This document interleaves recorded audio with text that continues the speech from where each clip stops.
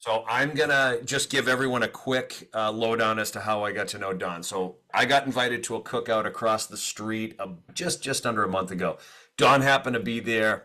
We had a great conversation at the table, and I said, "Man, this guy would be awesome for a podcast."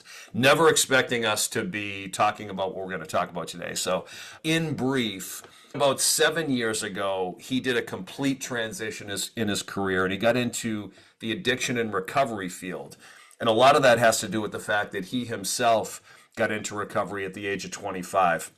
So, this first episode, we're going to focus mainly on what got him into it in the first place. What life events caused him to actually pursue this whole path. So it's a pretty heavy topic, but this guy can talk. He's very, very interesting, and I'm going to need him to help keep me on track. So, Don, thanks for being with us today. Thank you again, Dave. I appreciate it. Happy to be here with you. Before we get into some pretty heavy stuff, you right now are helping people with gambling addictions. So can you just give everybody a little bit on that, and then we'll go back and talk about your past and how you get into this in the first place? Sure, I'd be happy to, Dave. I wanted to do something in this field that I got into 7 years ago that I hadn't touched yet, that I hadn't really experienced. And that was problem gambling treatment services. In fact, I had a friend say to me when I was switching jobs again in this field, what do you know about problem gambling? And I said, nothing. That's why it interests me. I wanted something new and exciting. And I met up with somebody that I knew, and he was actually working in this organization. I wanted to just talk with him informally. We had an informal conversation, and they were interested in speaking with somebody, though, that was in recovery and working in the same field. So there's a lot of growing interest in this, particularly in Massachusetts. And basically what I do is provide training and education to clinicians who are meeting with people on the front line experiencing problem gambling or what they identify as gambling disorder. Interesting. And I would think now with all the DraftKings and the FanDuel and all the online gambling, I would think that this field is exploding maybe in a different way than it has in the past. It's very much exploding. In fact, last night, 60 Minutes, I didn't catch it, but it's either a new piece on sports betting and problem gambling treatment in the state of Massachusetts, or it might have been repeated because there was another such piece back in February that aired on 60 Minutes. So with the the advent of sports betting being legalized in March of 2023, there's been a lot of concern amongst people, particularly younger men between the ages of 18 and 35, who are attracted to gambling and find it very recreational, and which it can be. It can be. This isn't a our work isn't to cast a dark shadow over the activity of gambling. It's trying to shed a light on the fact that people could be vulnerable to addictive behaviors if they were to continue, gambling and to the point where it's disruptive or unmanageable in their life, and they can't do or achieve other things, or where with some things might have been very important to somebody, education, friendships, anything, hobbies that you have, sports of other nature, how much of the time is being taken up on someone's phone on the DraftKings site, that kind of thing. Right. It just seems, and we probably get into more detail with this as we go on, but it just seems that anytime there's something new, like a gambling app today, or a new pill that's being offered for weight loss, or some sort of mental stability, cigarettes, alcohol. For years and years and years, we've just been masters at marketing and glamorizing this stuff so that it's normal. It's completely normal. And then to think that we've got so many people that have issues with it, and then reconciling this, well, shouldn't this be normal? Shouldn't I be able to just do this stuff? Think about what it was like. You're not too young. I think you'll remember this. Think about what it was like when you used to see advertising for smoking. You don't see that on television anymore. You don't hear those ads anymore, right? Okay, it took years to get an effort, right, and legislation to get that removed. We find ourselves now in the same problem with gambling. It's like you really can't turn anything off. Try to stream a TV show, television program on Hulu or Netflix, anything that provides advertising, and almost every other ad is something to do with sports betting and gambling. Right. Yeah. And how much of it, I'm already going to get too deep on this, but how much of it is tied back to we are marketing kind of dopamine hits? You know, when versus, Yes. you know, what I mean that's when you think back, I wasn't around in the '60s, but just I've seen magazines with, cigarettes, for example. You Yes. have Yeah. like a woman in a bikini smoking by the pool, or a guy working out on the ranch on his horse smoking cigarettes. Yeah. And Yeah. it was glamorized. You get this hit that this is the look, and this is what good looking people do. And today, just the app alone provides a dopamine hit on the gambling side. Sure So does. you're creating addicts even out of people who otherwise might not have been addicted. Absolutely. And it's also targeting an audience that isn't necessarily developed, right, in maturity, and kind of preys a little bit on that vulnerability, and that dopamine rush and that young excitement of like, oh, I can conquer the world with this, or this is my avenue here. This is great. And guess what? My buddies are into this too. This is fantastic. It's understandable why the appeal of the camaraderie is there. There's nothing wrong with that, right? There's nothing wrong with wanting to find like interests and things like that, except when you get into situations where you're gambling away money that you may not have and probably don't have. But you're parting with things and not recognizing the fact that you can get into some deep trouble. Right. Would you say that counseling somebody with a gambling addiction is similar to counseling somebody with an alcohol or drug addiction? I do. We recognize that as co-occurring disorders, and that's part of our treatment under the programs that we roll out. That it is it's definitely a co-occurring disorder.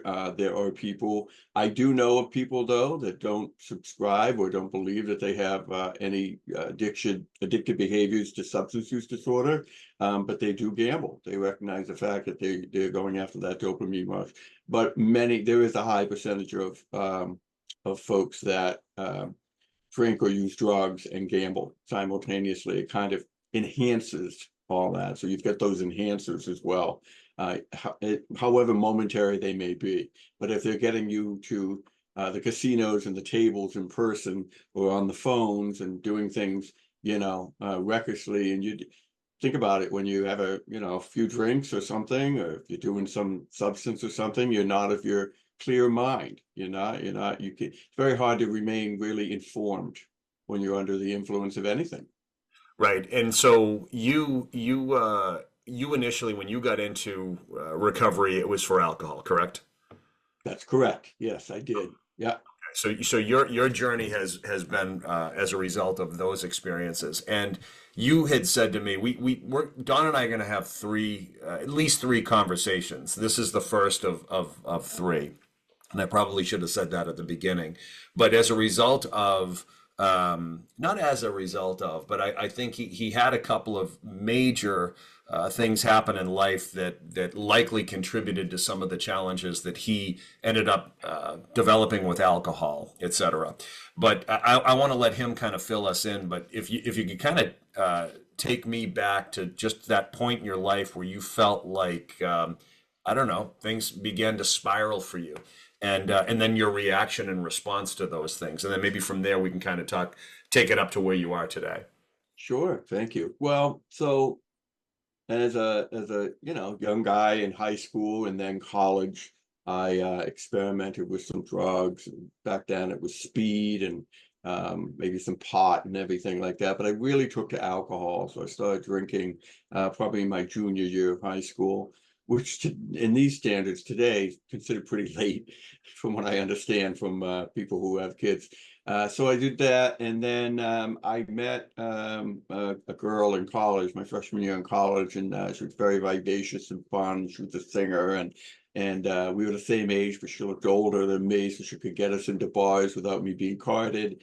And you know, it was just normal activity there for a while. And I fell in with a group of her friends, and we were like four couples. We hung around constantly, and we were drinking and not doing many illicit drugs though. This is back in 80, 81, 82. And so what happened was and I didn't notice this right off the bat, obviously, but I had about 7 continuous years of what I would consider addictive drinking.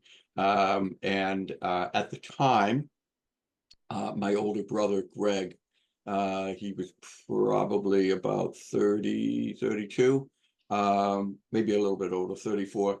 He had been struggling with alcohol addiction for many, many years. My parents were very aware of this. The whole family was aware of this. And he did seek treatment several times.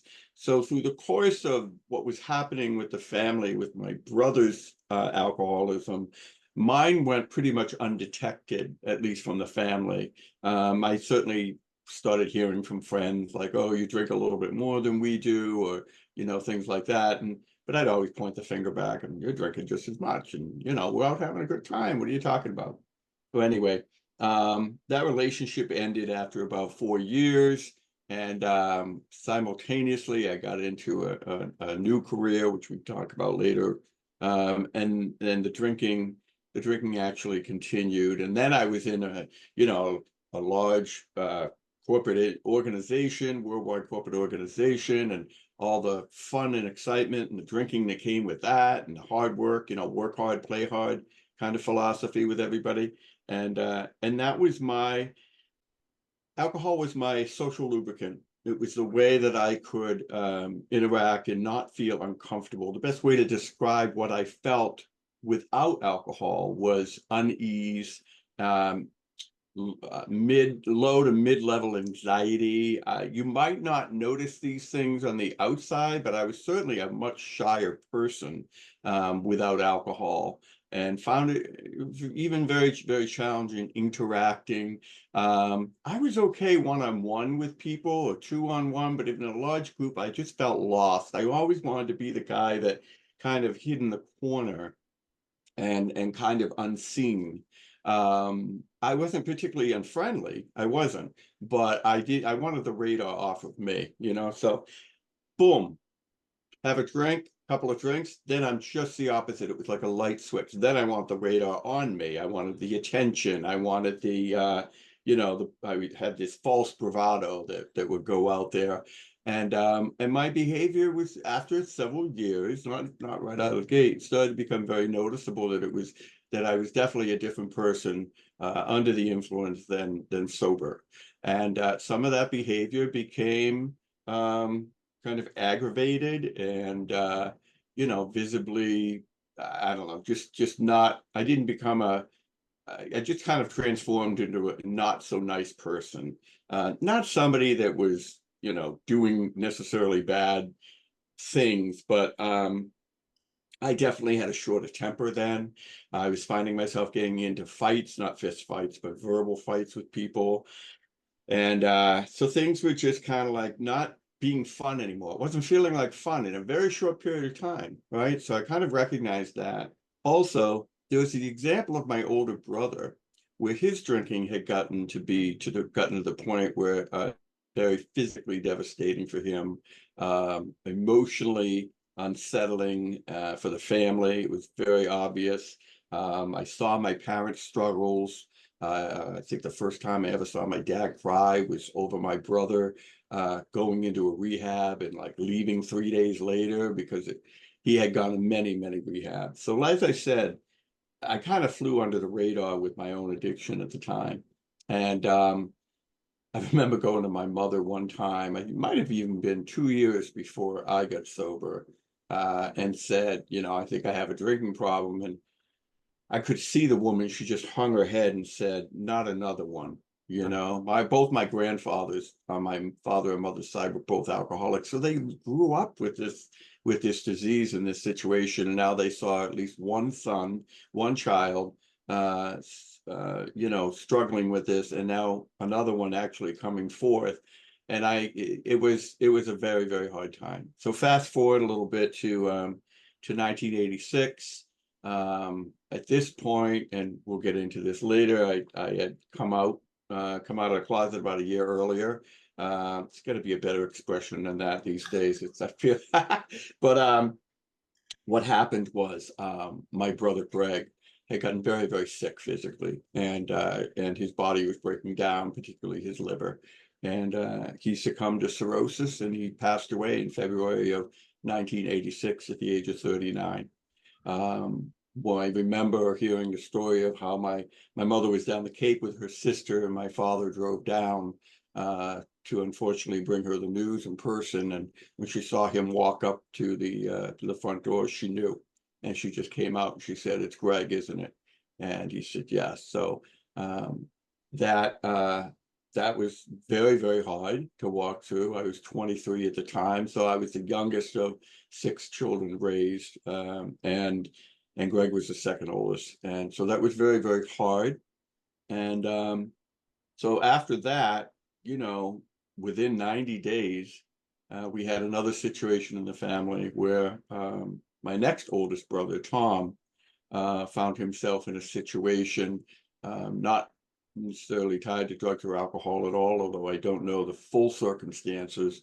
He was living in Virginia with his wife and the children they were raising together, and he found himself in a situation that obviously felt paralyzing and very challenging, impossibly challenging to overcome.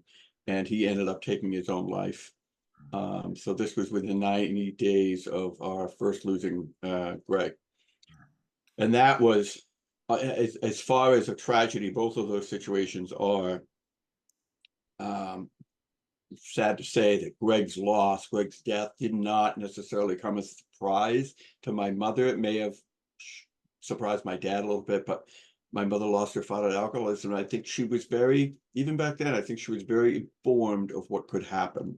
And as tragic as it was, she may have even seen that writing on the wall as far as Greg was concerned. But Tom was a whole nother experience entirely, very shocking. Tom was the golden boy of the family. He was a go-getter. He was very, very smart, and he was just a very creative. I think maybe one of the most creative people in our family, children in our family. And he was only 34 when he passed, and that was just devastating because here's a situation where his wife is now widowed with 4 children, and living in Virginia. So they moved back very quickly to the Boston area, and actually stayed in the Boston area. Those situations, losing Greg and losing Tom, propelled me even further into drinking. My attitude was, although I didn't think of this at the time, but in reflection, my attitude was, well, if this happened to you, you drink too.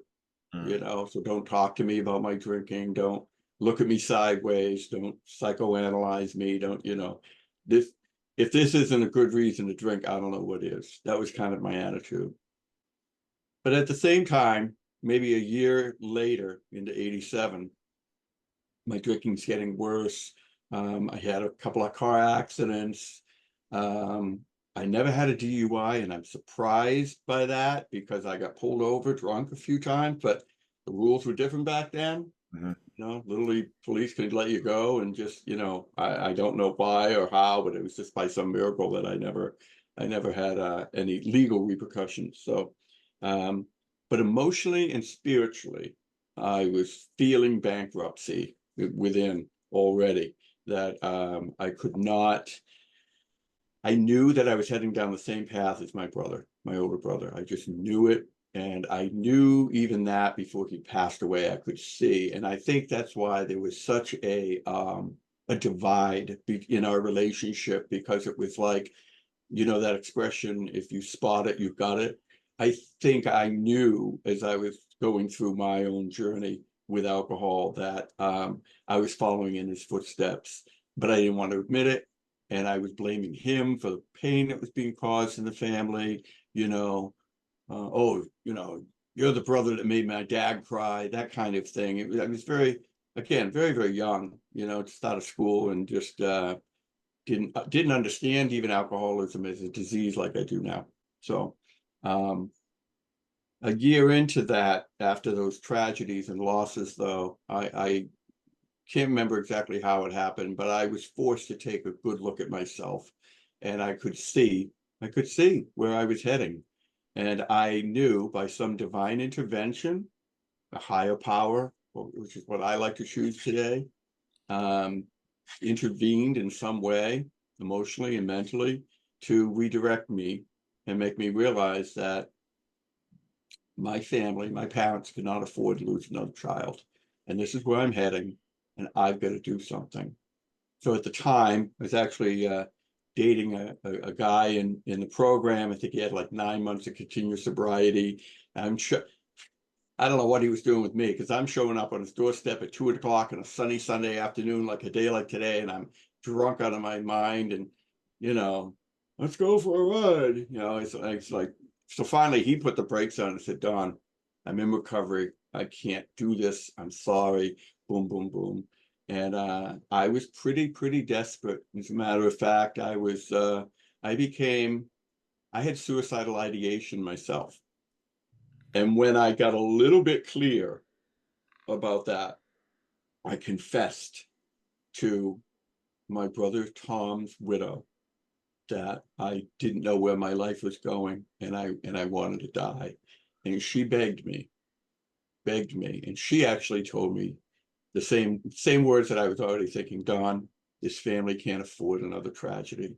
I'll help you get help in any way possible. I don't know what you need or what you think you need, but just I need to get through to you. So that day, I actually called up this guy that I was seeing to ask for help.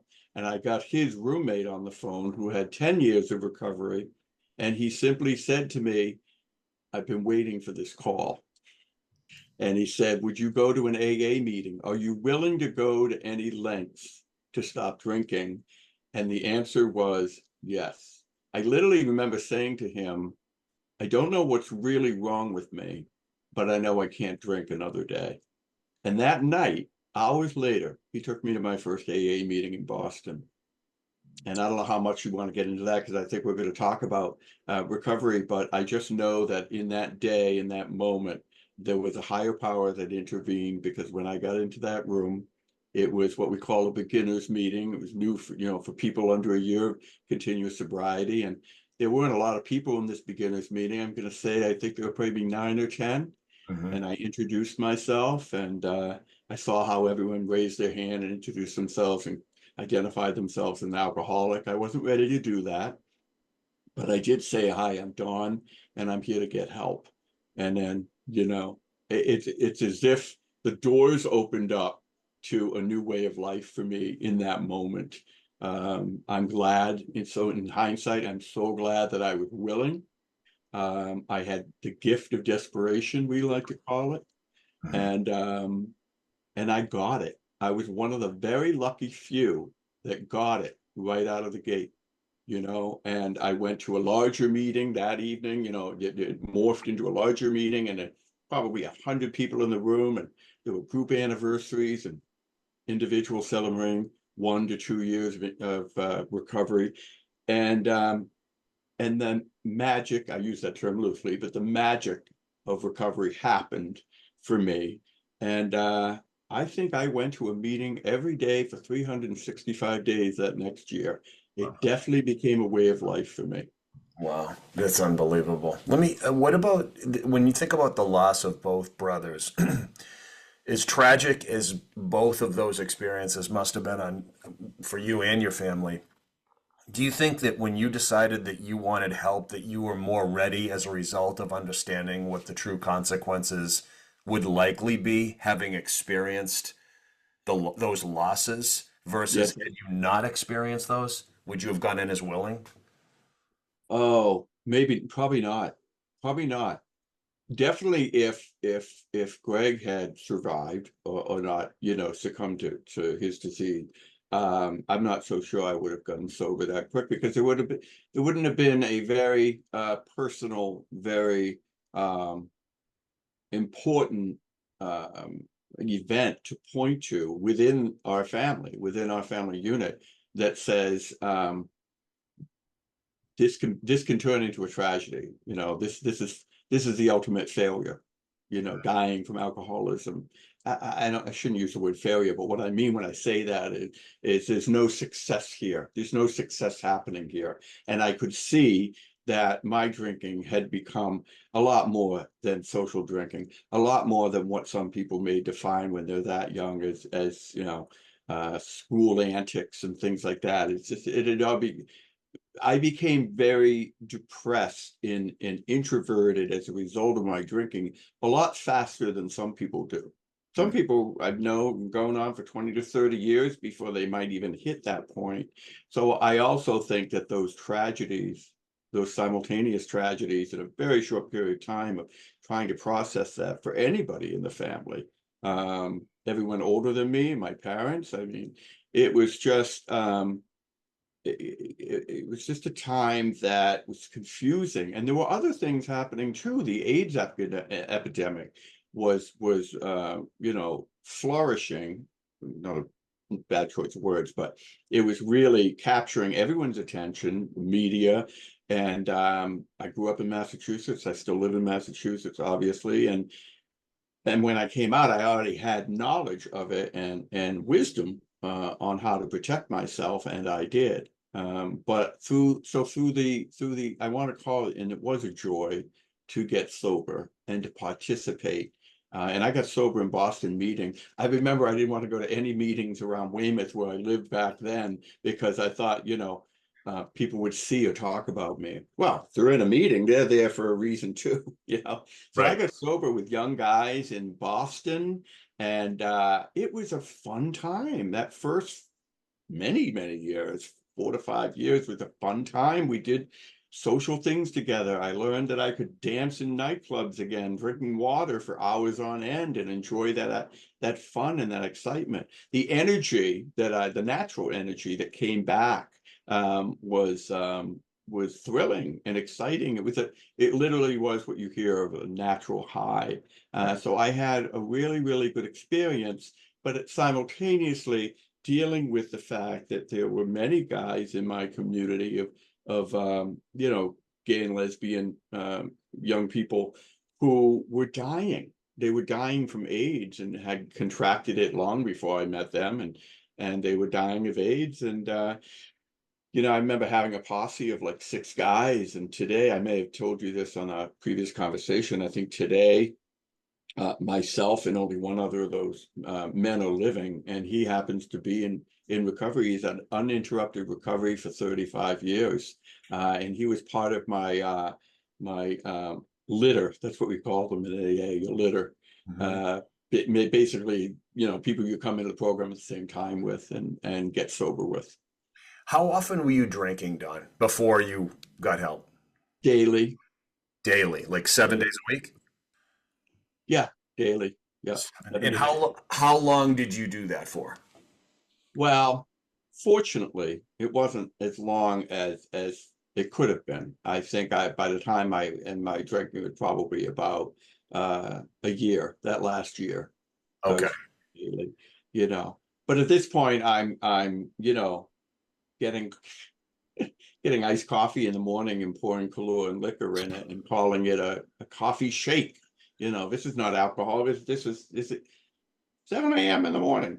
I mean, it was just, it, I don't know if and this is what I don't know about the disease. I don't know if there's a certain chemical imbalance or some kind of component in somebody where I was not prone to blackouts. I was prone to a lot of grayouts, what I call grayouts. I was losing periods of time and exact memory, not periods of time where I couldn't remember anything. That would be identified as a blackout, but moments in situations where I could recall one thing but not another.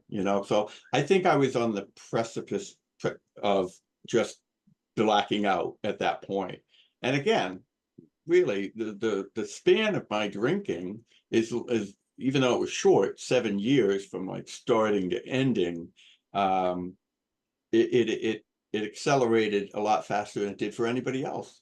And Right. I started to see back then when I was drinking that there were a lot of people who were drinking like me in college in that freshman year, but they leveled off, or Yep. they weren't drinking as much anymore, or they're not touching hard liquor and they're only drinking beer at parties. Yep. And I'm thinking to myself, oh, they're just, at that time, they're just not keeping up. Right. Yeah. Right, Yeah. right. Almost like, yeah, like they couldn't handle what you could handle or whatever. Yeah. They weren't ready yet.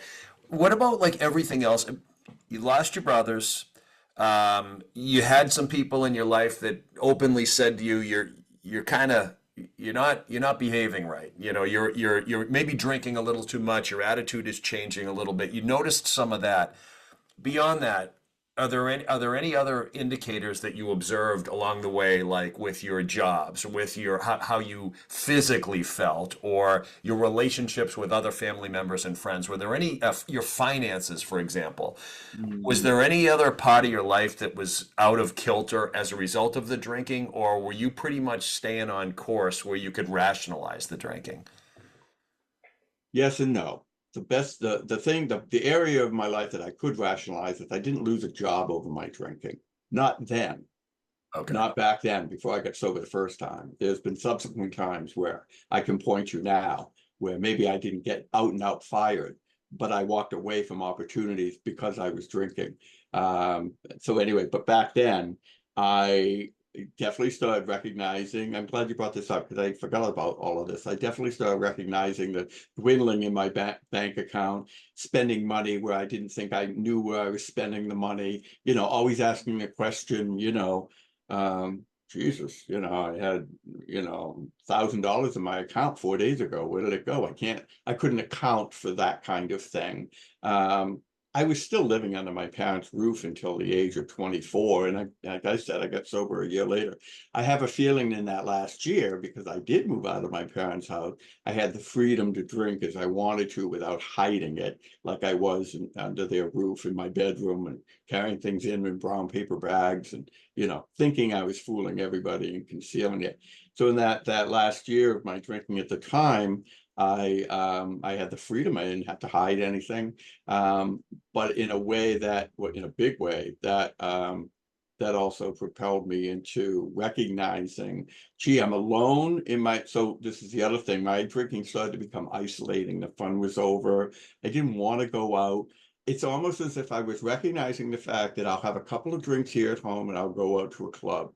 But I got the messages that if I do that, then my behavior, I started noticing that my behavior isn't going to be the same. So I was afraid to be at risk and go out and do bad things or say the wrong, bad things to people or whatever, or start argument. So that in itself made me want to just drink alone at home. So here's a 24-year-old guy feeling now more comfortable in isolation, drinking by myself in an apartment that I'm living in, one town over, and just recognizing that this is almost thinking to myself, like, this is going to be my life. This is it. This is how it's going to be. Right. And again, if I didn't have the powerful example of not only remembering Greg's death, but what led up to it, and the fact that he too it was like looking in a mirror. He too became that isolated drinker who lost it, he lost a wife of 5 years. They didn't have any children, but he lost all of his friends. He he went to the Korean War, so he was a war vet. And his life was, it diminished to the point where he's living in a one-room flat, and he was having blackouts, and he was drinking to the point where he was on binges. And my dad many times would go over there and just find him drunk after not hearing from him for a few days. So I could see that, okay, this isn't good, Don. Like, you're doing exactly what your brother did. I had to humble myself to feel like I might end up in the same path, and that frightened me. That part frightened me. Would you say that you were more chasing a feeling or avoiding something? Oh gosh, both. Um, Again, remember I talked about the transformation of my personality under the influence of alcohol. There are certain things certain parts of that people found charming. And it took me out of myself. It erased the fear, it erased the anxiety, it erased any bad feelings that I felt or uncomfortable feelings about me. And I actually delusionally thought that putting this in my system makes me the person I'm intended to be. It Mm, makes me fun. It makes me vivacious. It makes me stand on tables and, be rowdy and fun because the appeal is there. People find until they don't find it, until you cross that line. right. And what was happening is when you only cross that line a couple of times in the beginning, right? Then I'm crossing the line every time I drink and I'm out in public. I recognize the fact that I've lost control of my ability to actually control my emotion, control my behaviors, Yeah. like I would sober Right. or But like anybody else would. but initially, I'm assuming that at some point it might have been entertaining to people until until it wasn't entertaining to them, In the right? very early years, I'm sure it was entertaining to people. What's more important is it was entertaining to me. It literally felt as if I was split in two. I had this kind of quiet, I'll call myself frightened little guy for the first 17 years of my life, bullied in school and just feeling less than all around and getting a lot of mixed messages about who I was and what I should be and just all that kind of stuff in a very young mind. And I felt like alcohol just erased all of that and brought out the fun guy I always intended to be or always wanted to be, the class clown that I admired in high school or junior high but couldn't be. Mhm. And so I almost felt like it was a light switch transformation for me where I could just what I thought is be the fun-loving guy that everyone wanted to hang out with. Right. And at the risk, I don't want to bleed into the other things we're going to talk about in Sure. future Yeah. episodes, but we're going to talk a lot about recovery, but the other thing we're going to talk about is your own homophobia. I don't want to dive too deep into that, but Okay. I do want to because I want to cover it more thoroughly in when we talk again. But how much of how much of your own trying to process the fact that or accept the fact that you're gay was contributing to this drinking? Was this just your way of just trying to just accept who you were? Did it give you license to accept yourself and invited other people in to accept you? Were you indirectly trying to reconcile that, consciously, unconsciously? Definitely unconsciously. Even today, decades later, I can't even say that I had the conscious knowledge that I was trying to deal with any of that. Okay. So here I am, 21 years old, coming out of the closet, having had a college girlfriend for 4 years, being completely faithful to that person, right? And then again, it was another light switch moment where I had suffered under I don't like to use the word suffered, but my experience in school, even grade school, junior high, most definitely, and high school, was that I was already being labeled. There were certain derogatory labels that were already assigned to me, and those carried because what? We all go through the schools in the same town, right? You go to school with the same people pretty much for 12 years, at least you did back then. And so those labels carried and followed me around. And I was not the type of kid that could defend himself verbally, not physically. So I never really fought against it. And I started to believe all the things, all the labels. I started believing what was being told I was. This is what you are, right? By being called all those names. And so when I came out, I talked to you about this before a little bit. When I came out, I got a completely different turnaround appeal from men, guys my age, 21, a little bit older, whatever. And it was almost as if, again, another split personality moment. Like, okay, here I am. I've got no pals, peers, buddies to call my friends. I had a few girls that I grew up with in the neighborhood. Those were the only real relationships, peer relationships I was building. By the time I got to high school, yeah, I had kind of like a girl hanging around. I wasn't really dating anybody in high school. And I had like one buddy that lived up the street from me. But I just had this unease about all these relationships. And this is all before I picked up the drink, at 17. So I come out and the appeal is, oh wow, he's this, good looking guy. He's 21. He's, clearly new. I went to a local bar and I felt just as if the lights went up. And then this was like my first space of where I felt this is where I belong. So that was 21. And then at 25, as I described when I got into AA, that was the other space that I felt I belonged. So combine those two at that point, and I felt very, very different than I did growing up. I felt purposeful. I felt welcomed. So back to when I came out, it was like that was just a brand new, spanking new experience. People were telling me that all the labels that were put on me were lies at that point. Okay, you're not this, you're not that, you're not queer. Back then, queer was considered a derogatory term. And so it was just very, very confusing. It was Yeah. confusing because you get, you get years and years of what you interpret yourself to be based on other people's opinion, and then those opinions completely turn and change. So I found that very confusing, and I also found it very challenging to build peer relationships, not with women. I was always felt closer to women anyway. I may not have been romantically or sexually involved or attracted to them any longer, but I was always attracted to their personalities and their ease, and I always did feel accepted by women, So building those friendships and relationships, those were the friendships and relationships I had early on, and guys scared the hell out of me still, because I went from, okay, you're this, we don't want to hang out with you, to, oh, let me buy you a drink. And then somebody else, let me buy you a drink.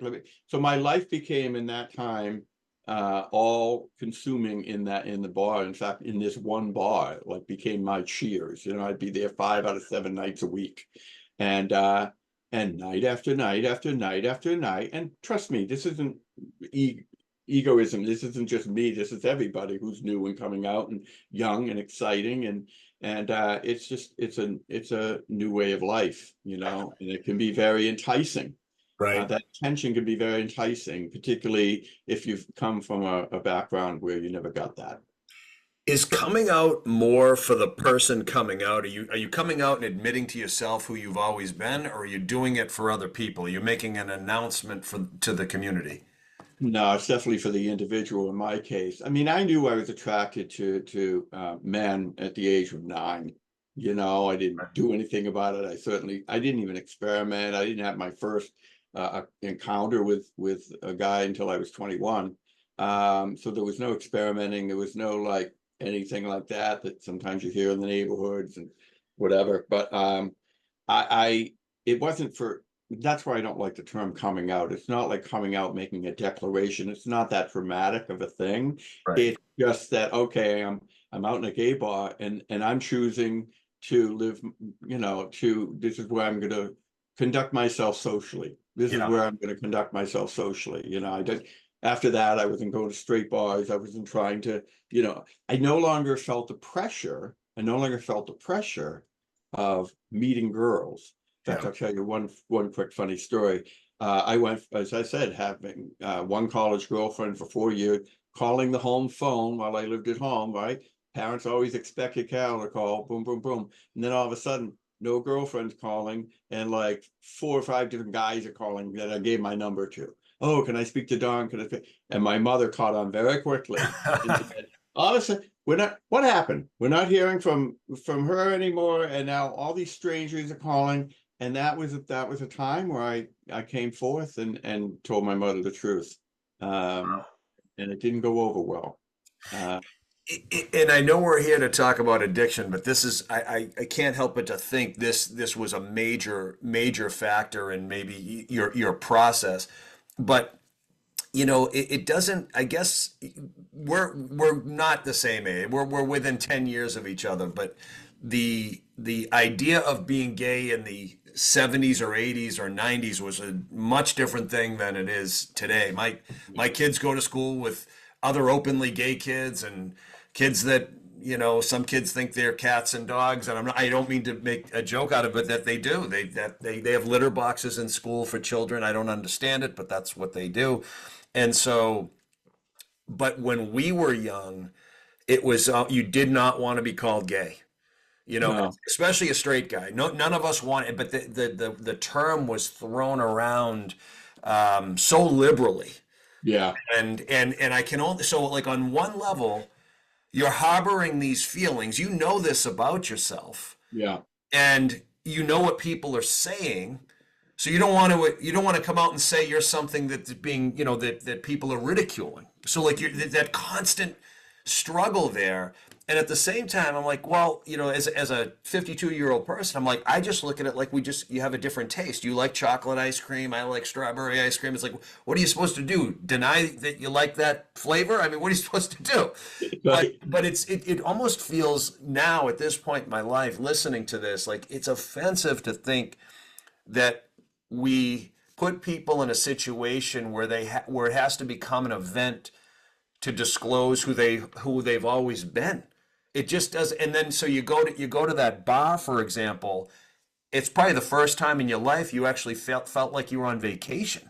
I'm yes, on vacation. I can let loose. Oh my God, I'm accepted. Like that's got to be an unbelievable feeling on one level and a terrible feeling on another level. Like you know, you walk through this door and you're a celebrity. You walk through that door and you're I don't know what you are, what you were feeling over there, but that's got to be really very challenging to process. And so that's why I'm bringing that up, is like that's got to weigh on you, and there had to be a contributing factor to the drinking, even though you might not have realized it at the time.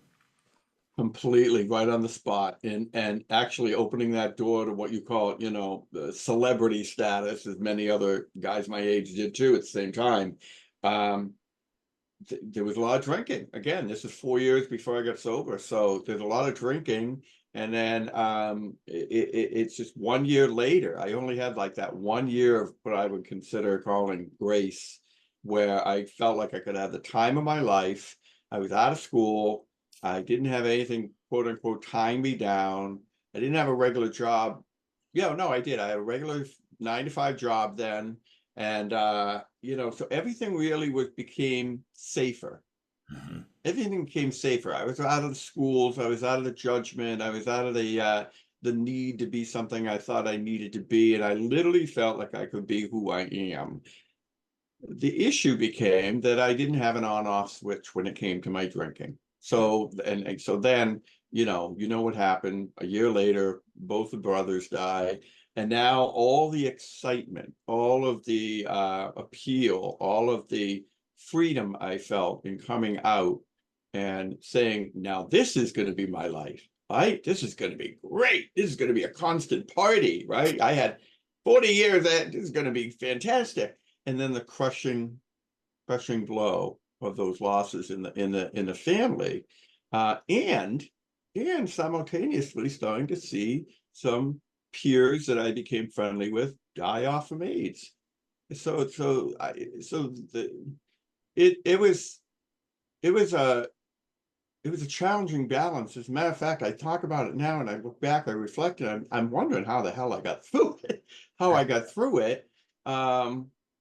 But I did, and others did too. But I mean, yeah, I want to say this. I know there were times that I definitely swept the emotions of those tragedies in my family under the rug Mhm. because they were so heartbreaking that I couldn't consciously, but definitely some bit unconsciously, I couldn't risk falling prey to those emotions because I felt like if I did, I'd be in a sinkhole and wouldn't be able to crawl out. Hmm. So alcohol, strangely enough, it saved me in those next few years in a way from not feeling like I was going to have a nervous breakdown, right? And cause more upset in the family. Hmm. But it also did propel, throw me into a sinkhole of another kind because I couldn't control, I had lost control of the intake and it wasn't fun anymore. It wasn't being used as a means to just be friendly or more fun or, the life of the party or attractive to others. It just became, it started looking and feeling like desperation. Yeah, it's almost like like you said, it saved you initially from feeling those deep, deep feelings and that sadness and that loss, and probably some resentment too. But ultimately, I would think that when you get to a point where you ask for help and you're open to help, you have to process those things too. You have to process the loss. And quite frankly, the resentment, I would think I would feel resentment of the loss and maybe at some level not being emotionally aware, available at the time of my life, when you're in your 20s and you're really kind of you're more selfish in your 20s than you are as you get older and potentially, right? And Yeah. so when you may lose somebody else and not be aware of it, you might not have been there for them. But then at the same time, and I'm rambling, which I always do, is that I think I would feel resentment on the coming out part too. I think I would have to process that, like resenting all the people that picked on me or rejected me, for example, and now I'm feeling good, but why did I let them why did I feel bad because of what they said? That's something that I would think that you would have to process. Am I wrong or? No, you're right on the bat. As a matter of fact, I'll recount the fact very briefly that I did resent it. I think I resented everything I know I resented everything you just identified, but in particular, I definitely resented in coming out. Um, in addition to feeling gleeful and oh, this attention feels wonderful. I didn't work to form long-lasting peer relationships with other men because I wasn't convinced that they really accepted me. These guys who weren't in my schoolyard, right? They're not really accepting me. They're just looking at what they want on the outside. They don't really care about what's going on the inside. Consciously, not unconsciously, consciously, I remember thinking, this is my opportunity to get back at all those guys in the schoolyard. I am not, I didn't try to even have uh, relationships, like dating relationships with guys, because that might give them the impression that, that I'm going to be sticking around. And Hmm. I remember consciously thinking, talk about really feeling whacked out about it, consciously thinking, you know, this don't get too attached, buddy. This is only going to last the next 3 hours or whatever, whether we're dancing on dance floor or other stuff's happening. This is not, this Yeah. is not something I've heard a lot of people. I heard a lot of people, and I know that not by assumption, by the fact that some people had the balls to tell me that I hurt them.